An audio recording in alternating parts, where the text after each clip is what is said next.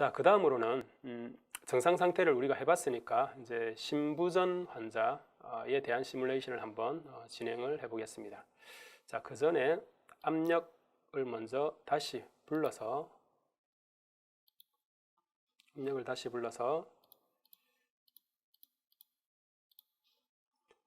98초에서 100초간의 압력 파형을 98초에서 100초간의 압력 파형, 정상 상태에서의 압력 파형이죠. 정상 상태에서의 압력 파형을 둔 상태에서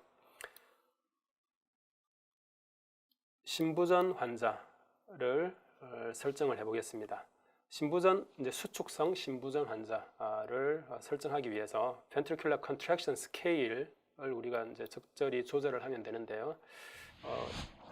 경험상 한 4 정도로 4배 정도로 우리가 주면은 임상적으로 흔히 관찰되는 수축성 심부전 환자가 반영이 되는 것으로 보여서 4로 한번 설정을 해보고 execute 버튼을 눌러 보겠습니다. 자, 이렇게 했고요. 자, 이렇게 이제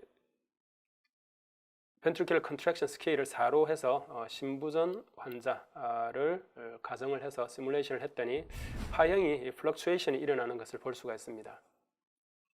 자, 초반에 혈압이 급감을 하죠. 그죠? 급감을 하다가 다시 올라갑니다.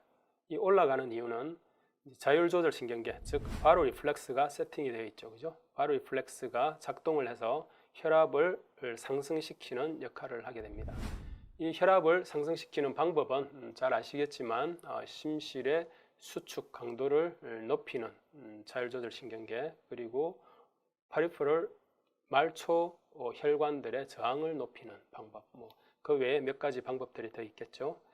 따라서 바로 리플렉스에 의해서 혈압이 올라갔다가 그죠? 다시 또 떨어졌다가 또 이렇게 플럭추에이션이 일어나는데, 바로 리플렉스가 정상 혈압을 유지하기 위해서 이제 컨트롤을 하기 때문에 이런 현상이 일어난다라고 생각을 하시면 되겠습니다. 따라서 이것도 역시 98초부터 100초까지만 먼저 보겠습니다. 이렇게 했을 때 혈압이 약간 떨어졌습니다. 그죠? 약간 혈압이 혈압은 이제 심부전 환자지만 수축성 심부전 환자는 수축력이 약하기 때문에 혈압 강화가 필연적인데요. 바로 리플렉스가 정상인 상태에서는 이렇게 정상적인 혈압을 유지를 하게 되는 겁니다. 대신에 이제 말초 저항의 증가라든지 그 심장에 대한 부담이 커지게 되겠죠. 자율조절 신경계에서 계속해서 더 강한 강도의 수축과 강한 강도의 혈관 수축을 명령을 내리기 때문에 이제 혈관계에 부담이 가게 되겠죠.